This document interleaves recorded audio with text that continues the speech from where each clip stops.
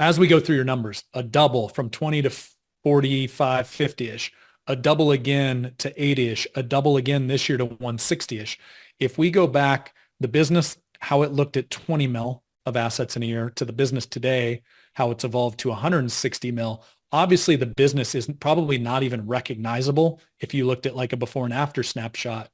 And I think what we sometimes forget as founders, as leaders, as CEOs, if our people and our team, if they're not growing at the pace that the business is growing at personally, like developing themselves, the business is going to leave them behind.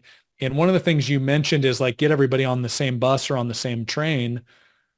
I have found certain individuals, they would rather be the conductor of a smaller train, like a $20 million train, than just a passenger on a $160 million train. Have you run into that yourself? I mean, it's a fact, really. I mean, the reality is that everybody will have the fact come and hit them in the face one day if they continue to grow, which is people will grow with you and some will grow out from you, and they don't necessarily have those same aspirations. I just had, again, not to notably just throw people under the bus that have worked with us. I don't name anybody, obviously, but in reality, it's like there's been one specific one where it's like she would rather be the conductor of a 6-passenger train, okay, and that's it, and that's all she needed to have. It's like I went over this with my director of ops, like I'm telling you, like 3 or 4 times, because I'm like, listen, skills 10, like knowledge of the industry 10. Culture fit to the company now that we're at 22 employees, 3.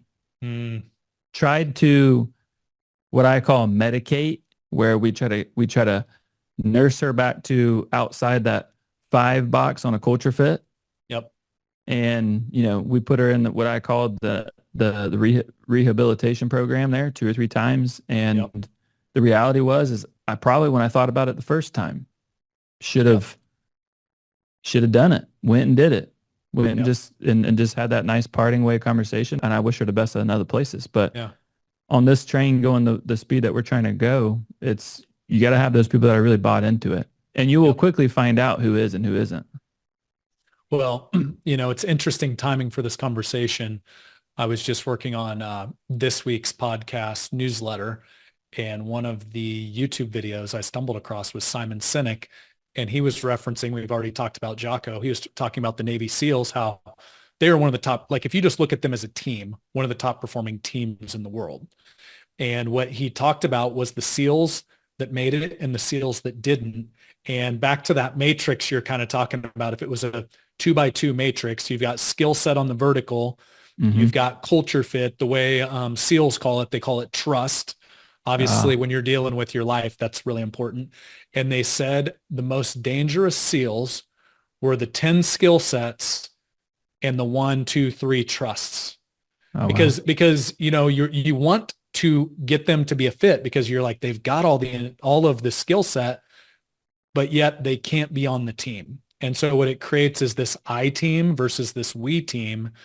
And it's crazy. Like the Navy SEALs have figured it out. What you're explaining is the same thing plays out in business. I've experienced the same thing. Some of the hardest team members to transition out at Triad have been those high skill set, low culture fit. Yeah, it's vital for growth.